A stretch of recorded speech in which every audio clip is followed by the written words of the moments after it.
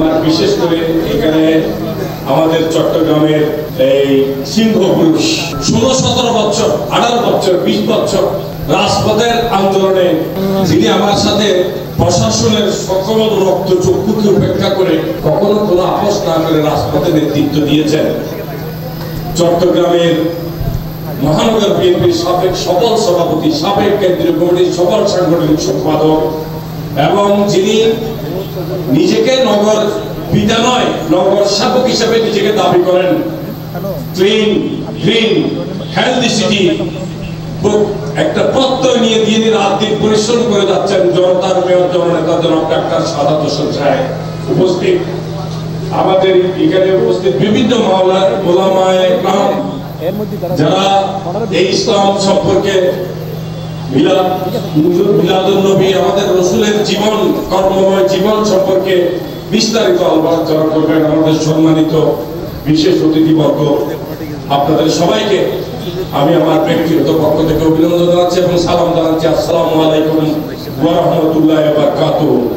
আসলে এখানে আমি কোনো রাজনৈতিক বক্তব্য রাখবো না, এটা কোনো রাজনৈতিক মঞ্চ নয়। আমি এখানে মিলাদ মাহফিলে এসেছি, এখানে আমাদের বড় বড় মাওলানারা আছেন, ইসলামী চিন্তাবিদরা বক্তব্য রাখবেন।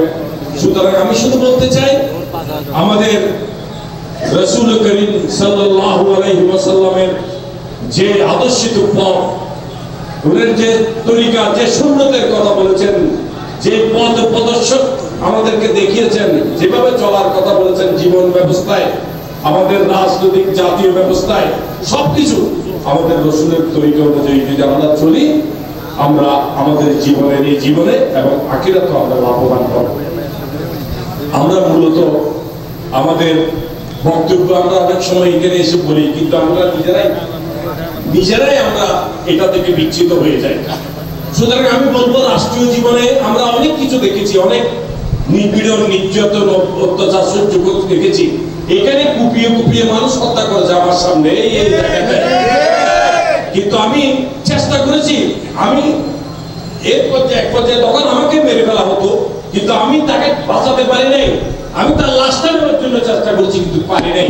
পরে লাশ কোথায় করে ফেলা হয়েছে, এখানে একটা ছাত্র, আমি নিজে। তো এটা হচ্ছে 4 তারিখের ঘটনা। আমি যেটা বলতে চাই, আমরা এই নির্যাতন নিপীড়ন থেকে আল্লাহ আমাদেরকে মুক্তি দিয়েছেন। আল্লাহর দরবারে হাজার কোটি লক্ষ কোটি শুকর। বাংলাদেশের মানুষ আগামী দিনের একটা সুন্দর বাংলাদেশের অপেক্ষায় আছে। আমরা এই সুন্দর বাংলাদেশ গড়ার জন্য সবাই সম্মিলিতভাবে চেষ্টা করবে, এগিয়ে যাব।